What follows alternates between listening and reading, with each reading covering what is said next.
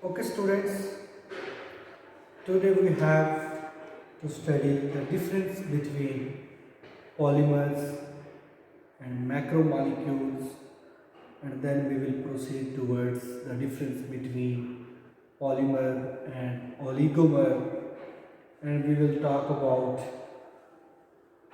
molecular weight or molar mass of polymer and its distributions, and there are few things related to these distributions such as polydispersity index and a little about degree of polymerization.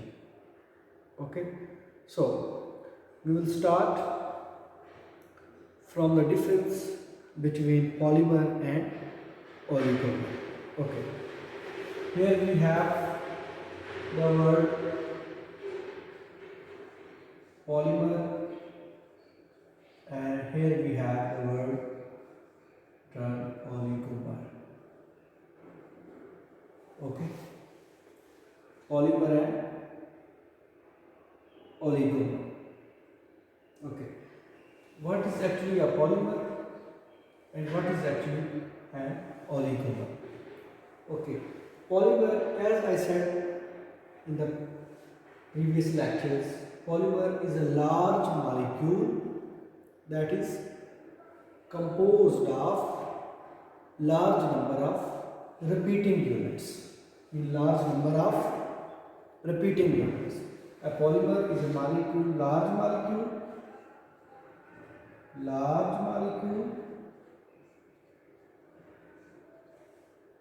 okay, composed of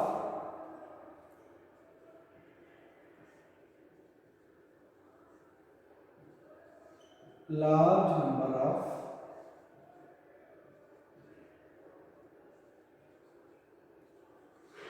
repeating units.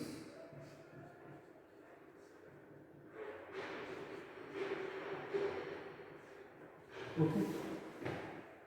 Whereas oligomer is a smaller molecule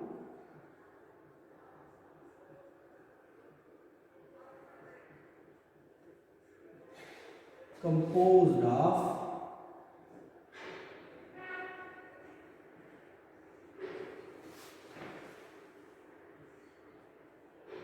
fewer than 10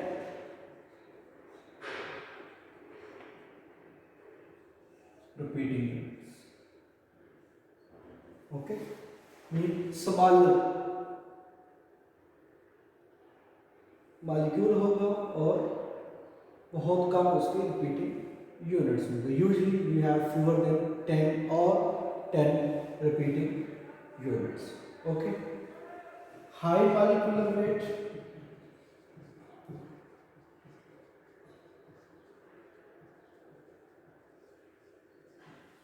whereas oligomers are usually low in molecular weight. Polymers are usually high in density,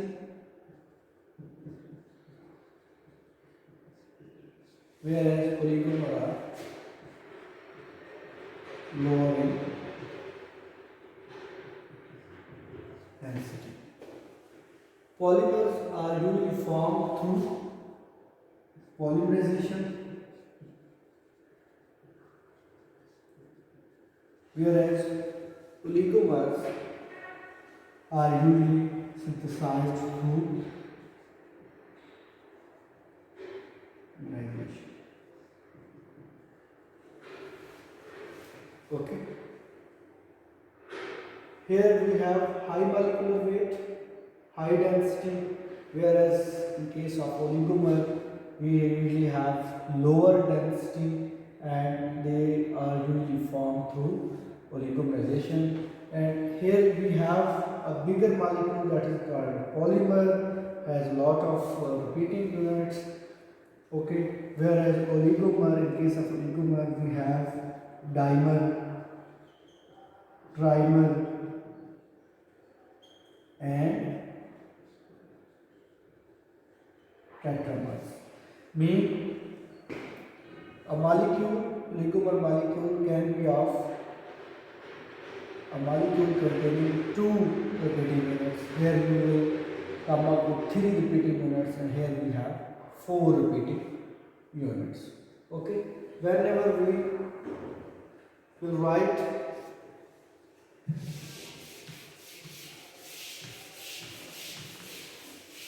the process of synthesis of polymers and oligomers, we usually have, in case of polymer, suppose if you want to prepare polystyrene polymer, okay, or if you want to synthesize polystyrene, we have its monomer CH2 double bond CH. This one, it will goes to, here you have polymerization, and it will give you CH2 CH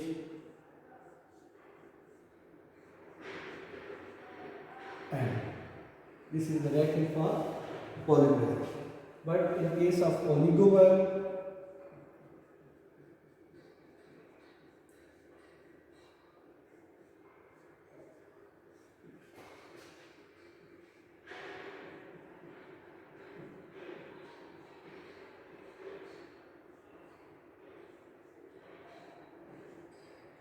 suppose you have 6 molecules, here you have 6.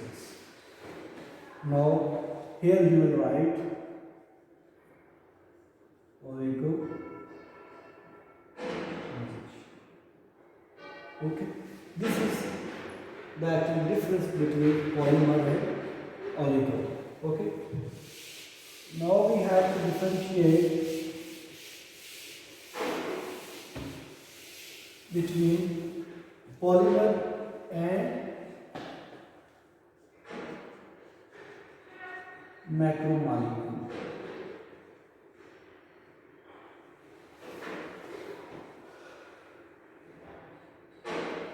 Polymer is actually a huge molecule, a bigger molecule.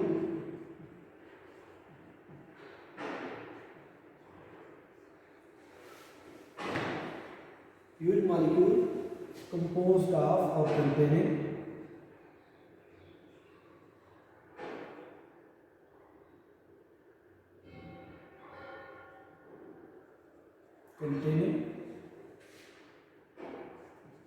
large number of repeating units.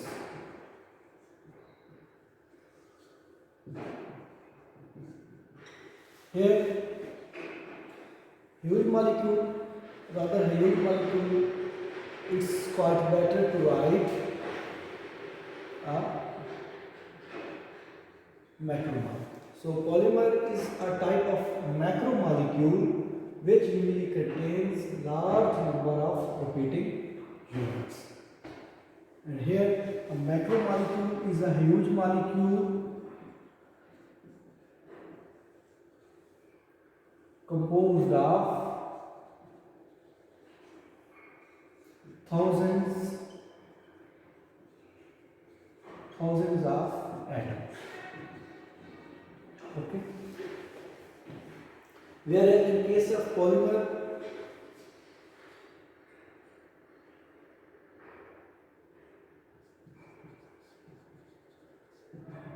repeating units are essential part.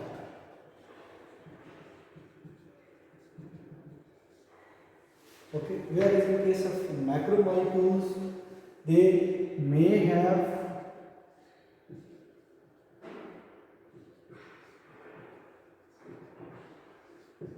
repeating units or may not. Okay. Polymers are usually formed through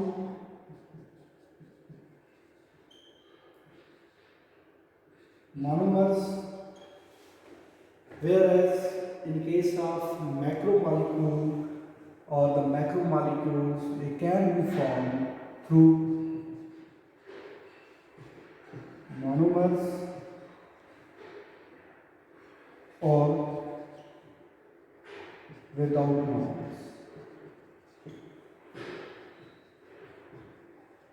okay, तो क्या होता है कि macromolecules की जो synthesis है वो हो सकती है मोनोमर्स के साथ भी, ठीक है, और अगर मोनोमर्स ना हो तो फिर भी हो सकती है। ओके, और इसमें क्या डिफरेंस हो सकता है कि इसमें पॉलीमर में रिपीटिंग यूनिट्स होते हैं, मैक्रोमोलेक्यूल में रिपीटिंग यूनिट हो भी सकते हैं, नहीं भी होते, और ये थ्रू पॉलीमराइजेशन के प्रोसेस से आते हैं, और ये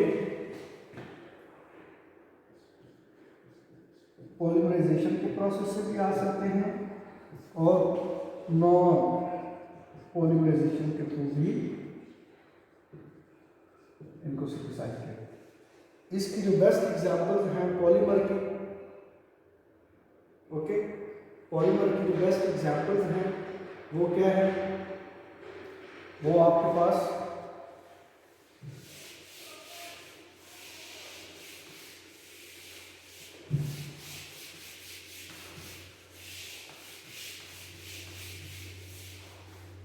in case of polymers you have polyethylene, polyvinyl chloride, polymethyl methacrylate, polystyrene, whereas in case of macromolecule you have body fats. Okay, these are the best examples to describe the difference between polymer and macromolecule. Okay.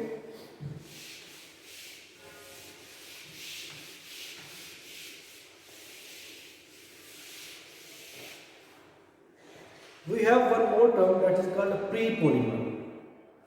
We call it pre-polymer.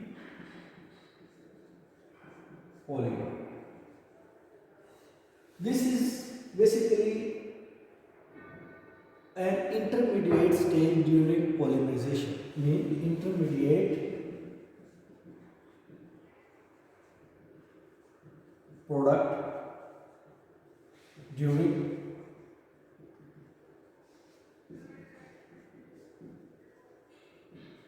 Polymerisation.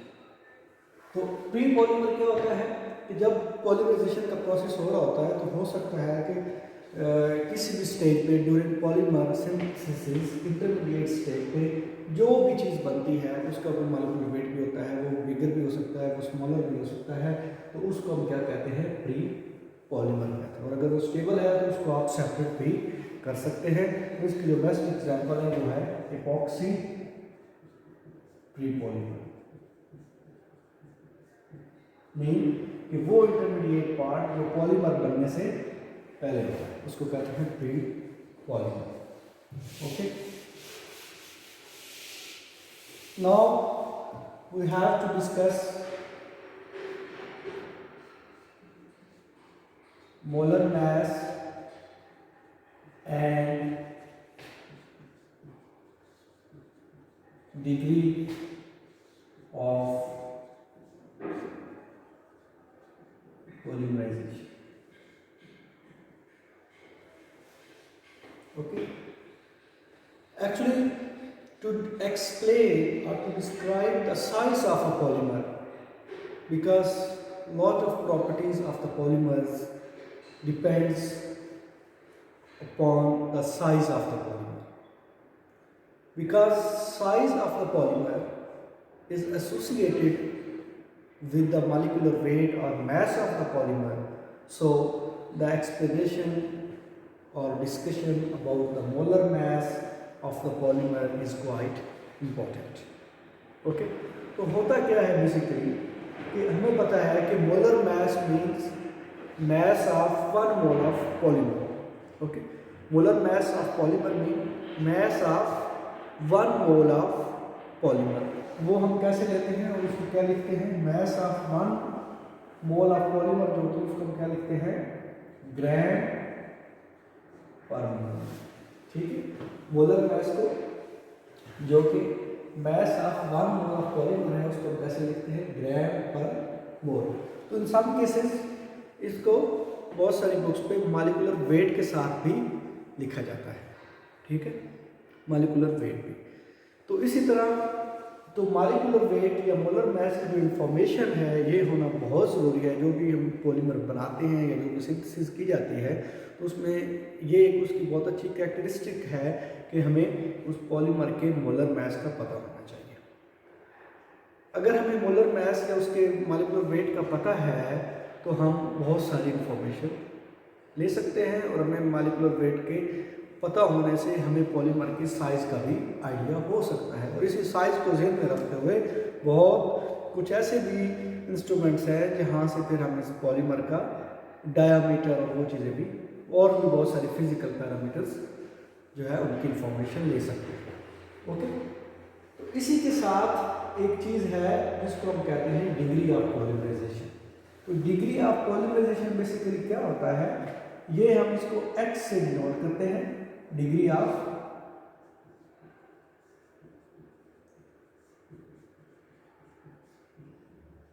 Polymerisation, इसको x से denote करते हैं। और ये basically हमारे पास क्या होता है, molar mass of the polymer divided by m not. m not क्या है, m not is basically molar mass of repeating unit। तो अगर ये हमें पता हो तो हम ये देख सकते हैं कि उस पॉलीमर जो जिसका मैस हमें पता है उसमें की डिग्री ऑफ पॉलीमराइजेशन में कि उसमें वो जो रिपीटिंग यूनिट है वो कितनी दफ़ा हुआ है। फॉर एग्जाम्पल हम एक यहाँ पे लिखते हैं, हमारे पास एक मैं लिखता हूँ पॉलीस्टाइरीन, ठीक है, इसका मैं स्ट्रक्चर बनाता हूँ।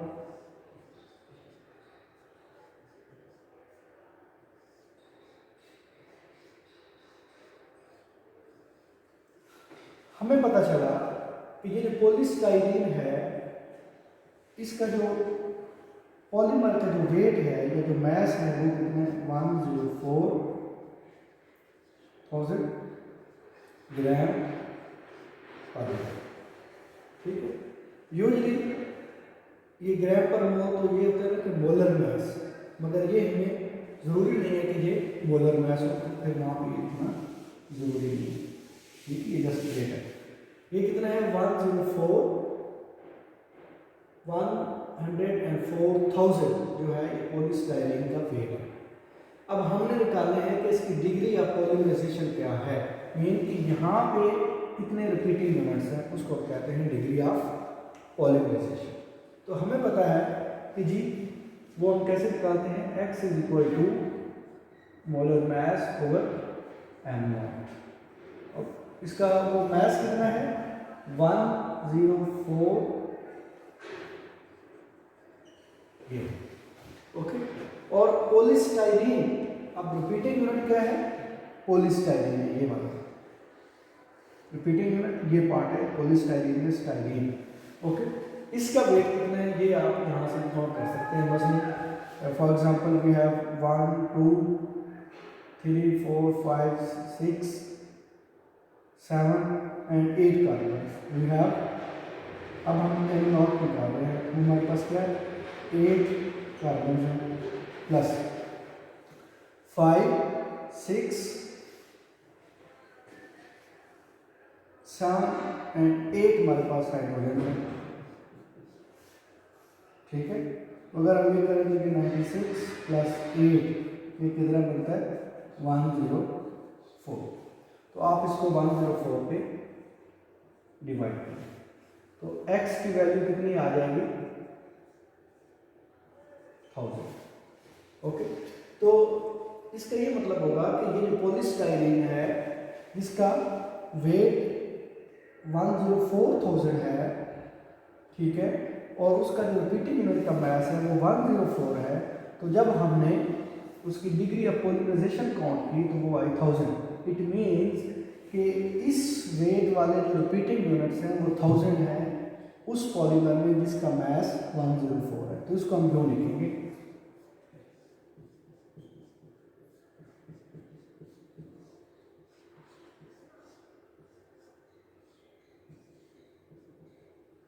ओके, तो इस तरह आप डिग्री ऑफ पॉलीमराइजेशन कैलकुलेट कर सकते हैं। अब अगर आपको किसी भी पॉलीमर की डिग्री ऑफ पॉलीमराइजेशन की इंफॉर्मेशन है और उसके रिपीटिंग यूनिट का पता है, तो इन दोनों को लेके आप उस पूरे पॉलीमर का मास भी फाइंड कर सकते हैं।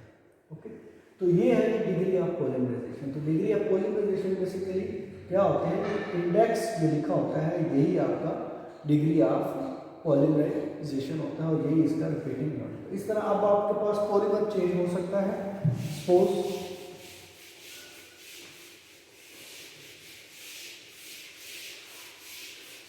हम कुछ भी लिख सकते हैं। Suppose we have polyethylene,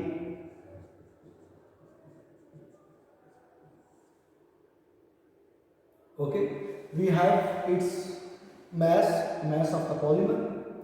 We also have, we can find the mass of its repeating unit, and we will be able to find degree of polymerization for these polymers.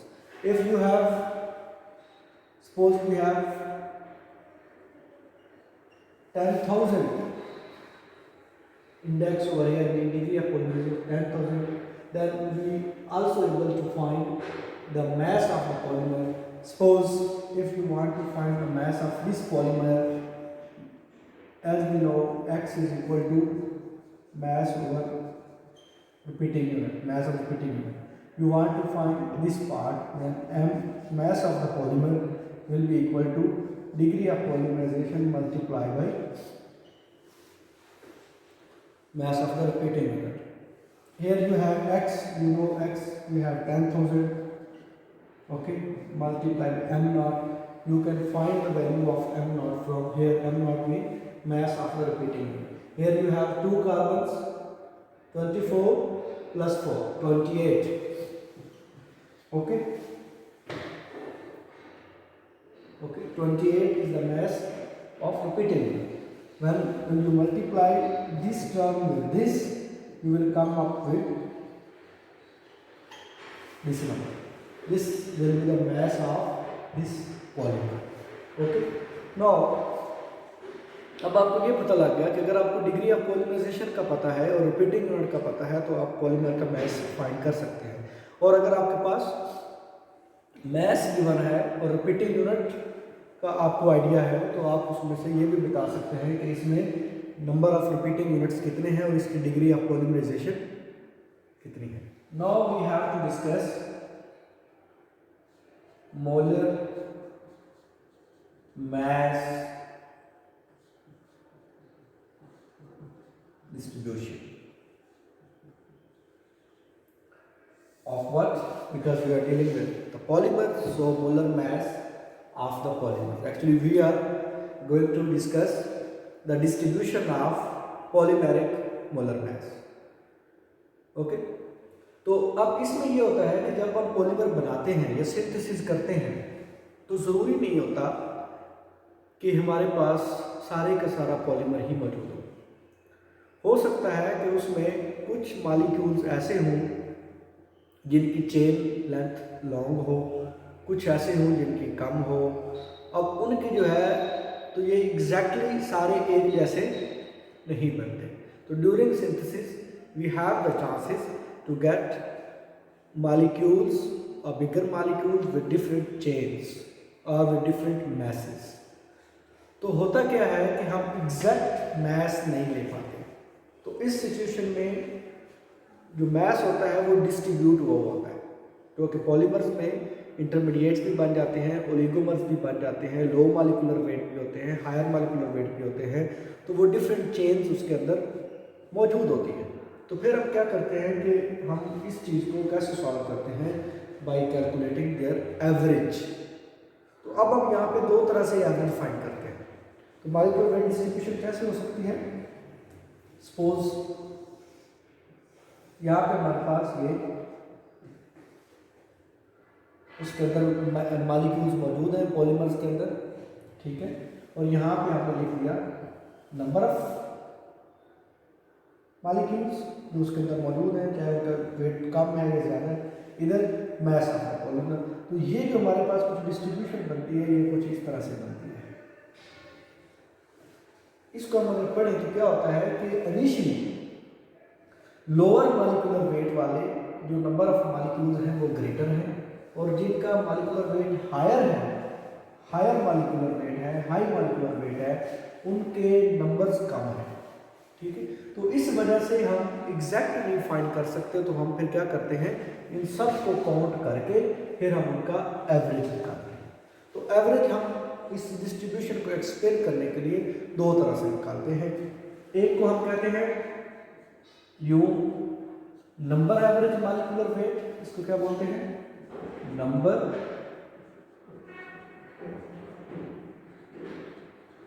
Average molecular wait, इनकी कितने number की basis पे क्या wait निकालते हैं। फिर हम निकालते हैं मॉलिक्यूलर वेट, वेट की बेसिस पे क्या वेट निकालते हैं, इसको कहते हैं wait average molecular wait.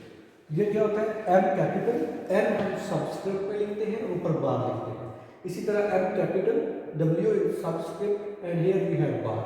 This will show the average mean number average molecular weight, here we have weight average molecular weight. ये हम कैसे फाइंड करते हैं, इनके कौन से मेथड्स हैं।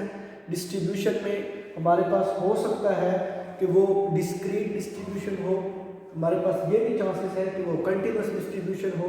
तो जब हमारे पास डिस्क्रीट डिस्ट्रीब्यूशन आती है तो हम समेशन को यूज़ करते हैं, और जब हमारे पास कंटिन्यूस डिस्ट्रीब्यूशन आती है तो हम इंटीग्रेशन का कॉन्सेप्ट यूज़ करते हैं। तो ये कैसे फाइंड करते हैं, इनके क्या मेथड्स हैं, वो आपको एक सेपरेट वीडियो में दिया जाएगा, बताया जाएगा। ठीक है, तो इसी चीज़ को लेके जब हम किसी चीज़ का नंबर एवरेज फाइंड कर लेते हैं, जो कि आपको एक सेपरेट वीडियो में बताया जाएगा, और या हम वेट एवरेज फाइंड कर लेते हैं, ये भी आपको एक सेपरेट वीडियो में बताया जाएगा, लेक्चर में बताया जाएगा। तो जब ये हम फाइंड कर लेते हैं तो एक बहुत इंपॉर्टेंट पैरामीटर है जिसको हम कहते हैं पीडीआई। ये बेसिकली मोलर मास और पॉलीमेरिक चेन की डिस्ट्रीब्यूशन को बताता है। तो ये क्या होता है, PDI is actually a ratio between weight average molecular weight and number average molecular weight। ठीक है, तो ये हमें एक रेशियो मिलती है। ये जो पीडीआई है ना, ये पोली, इसको कहते हैं PDI is equal to, PDI is basically ये क्या है, पोली डिस्पर्सिटी इंडेक्स। तो ये बेसिकली हमें क्या बताता है, हिट्रोजीनिटी के बारे में बताता है।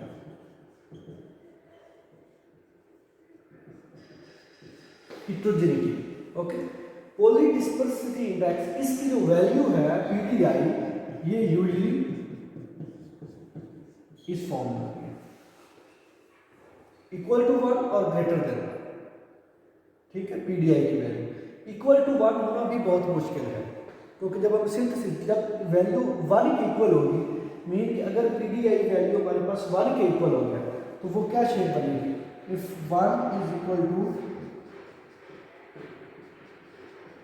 ये हो, तो ये हमारे पास बेसिकली क्या हो जाता है, तो इस केस में वेट एवरेज जो है वो नंबर एवरेज मास के इक्वल हो जाता है। तो जब ये कंडीशन आ जाती है तो उसका मतलब है कि जो वेट वाले मॉलिक्यूल्स और उनके नंबर जो है वो इक्वल है। तो इसका मतलब ये हो जाता है कि जो पॉलीमर की जो डिस्ट्रीब्यूशन है वो होमोजीनियस है, मोनोडिस्पर्स है। तो क्या हो जाता है, वो मोनोडिस्पर्स है और होमोजीनियस है, मीन कि उसमें एक ही तरह के चेन वाले सारे मॉलिक्यूल हैं, या जितने भी मॉलिक्यूल हैं सबका मास सेम है, तो इसको कहते हैं होमोजीनियस। मगर जो इन पीडीआई की वैल्यू 1 से इंक्रीज करती है तो उसमें होमोजेनिटी खत्म हो जाती है और हिट्रोजेनिटी जो आना शुरू हो जाती है। हिट्रोजेनिटी मीन कि अगर पीडीआई की वैल्यू ग्रेटर देन 1 है तो उसमें ये होगा कि ये नहीं होगा कि सारे के सारे चेन जो हैं उनका मास सेम हो, या जितने भी मॉलिक्यूल्स हैं उसके अंदर उनका मास सेम हो, या जितने भी मॉलिक्यूल्स हैं उनकी चेन लेंथ सेम हो, ये पॉसिबल नहीं होगा। तो आइडियल केस ये होता है कि जब पीडीआई की वैल्यू आपके पास एग्जैक्टली 1 के इक्वल है। तो इसकी जो बेस्ट एग्जांपल है जिसमें पीडीआई की वैल्यू 1 की इक्वल होती है वो नेचुरल पॉलीमर है जिसको हम क्या कहते हैं, सेलुलोज। ठीक है, इसमें हो सकता है। या आप बहुत सारे तो 1 की वैल्यू जो है पीडीआई की वैल्यू 1 मीन के मोनोडिस्पर्स होमोजीनियस सिचुएशन लाना बहुत मुश्किल है। ठीक है, तो ये नेचुरल तो एग्जिस्ट करता है मगर वैसे नहीं। या फिर थ्रू लिविंग पॉलीमराइजेशन हम नियर टू 1 जो है वो वैल्यू ले सकते हैं। मसलन 1.06 है, 1.05 है, तो नियर टू 1 हम आ सकते हैं बड़ी केयरफुल सिंथेसिस के बाद। अदरवाइज हमारी जो है ये होमोजेनिटी या मोनोडिस्पर्सिटी ये मेंटेन नहीं रख सकते। तो अब आपको ये आइडिया हो गया कि पीडीआई की वैल्यू बेसिकली क्या इन्फॉर्मेशन देती है, हिटोजेनिटी मीन कि अगर पीडीआई की वैल्यू ग्रेटर देन 1 होगी या जितनी भी ज़्यादा होती जाएगी उसका मतलब ये है कि उसमें हिटोजीनियस सिस्टम बनना शुरू होगा। हिटोजीनियस सिस्टम मीन कि उसमें जितनी भी पॉलीमेरिक चेन्स हैं वो सारी सेम लेंथ की नहीं होगी, या उन सब का जब लेंथ सेम नहीं है तो उनका मास भी सेम नहीं होगा। तो इसलिए फिर हम एवरेज की तरफ मूव करते हैं। ठीक है, तो अगर पीडीआई की वैल्यू 1 है तो ये आपको होमोजीनियस, और इसका बेसिकली अगर मैं आपको बताऊं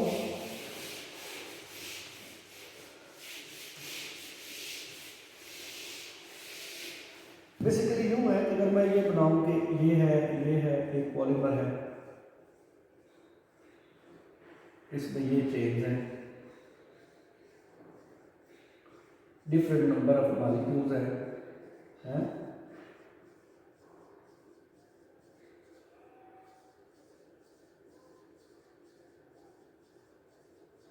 अब देखिए यहाँ पे तो ये 4 अब मैंने पॉलीमेरिक चेन्स बनाई है। अब 4 में सबके जो है चेन लेंथ सेम है। तो जब ऐसा केस होता है तो उसको हम क्या कहते हैं, मोनोडिस्पर्स या होमोजेनियस है। और अगर हमारे पास कुछ यूं सिचुएशन आ जाए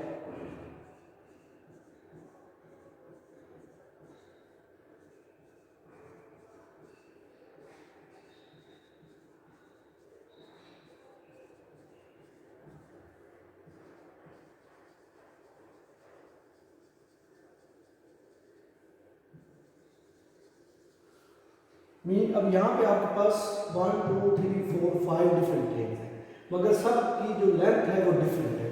तो इसको हम पॉलीडिस्पर्स कहेंगे या हेटेरोजेनिटी कहेंगे। ये क्या फॉर्म आ जाती है। तो इस केस में जो पीडीआई की वैल्यू है वो यूजुअली 1 के करीब रहेगी। इस केस में पीडीआई की वैल्यू 1 से ग्रेटर हो जाएगी। ठीक है, तो ये कॉन्सेप्ट है। तो जब मोनोडिस्पर्स होगा तो सिस्टम आपका होमोजेनियस, जिसमें जितने भी पॉलीमेरिक चेंज होगी वो क्या होगी, एक जैसी होगी, एक लेंथ की होगी, एक ही मास की होगी। मगर जब पॉलीडिस्पर्सिटी इंडेक्स की वैल्यू ग्रेटर होती जाएगी तो हिट्रोजेनिटी बढ़ती जाएगी और होमोजेनिटी जो है वो लेस होना शुरू हो जाएगी। तो एक और बड़ा अच्छा पॉइंट है कि जिसमें हम ये मॉलिक्यूलर वेट को डिस्ट्रीब्यूट करते हैं उसके बारे में इंफॉर्मेशन देता हूँ कि एक आपके पास आइडियल केस होता है। ओके, पीडीआई के बेस पे अगर आइडियल केस हो, ये एक आइडियल लाइन है आपके पास, आइडियल पॉलीमर। आइडियल पॉलीमर कौन सा होता है, जिसमें पीडीआई की वैल्यू जो है वो 1 हो। ठीक है, वो आइडियल पॉलीमर होता है। फिर आपके पास एक सिचुएशन आती है जिसको हम कहते हैं नैरो डिस्ट्रीब्यूशन। इसको ये रियल पॉलीमर होते हैं आपके पास, जो पॉलीमर आप सिंथेसाइज कर सकते हैं ये होते हैं, और इसको हम कहते हैं नैरो डिस्ट्रीब्यूशन। ठीक है, नैरो डिस्ट्रीब्यूशन में जो पीडीआई की वैल्यू है वो यूजली 1 से लेके 1.23 समटाइम 5 तक भी चलती है, 1.4 1.5 पीडीआई की वैल्यू। ठीक है, तो ये नैरो डिस्ट्रीब्यूशन। और एक आपके पास होती है ये वाली जो बना रहा हूं, ब्रॉड डिस्ट्रीब्यूशन। इसको क्या कहते हैं, ब्रॉड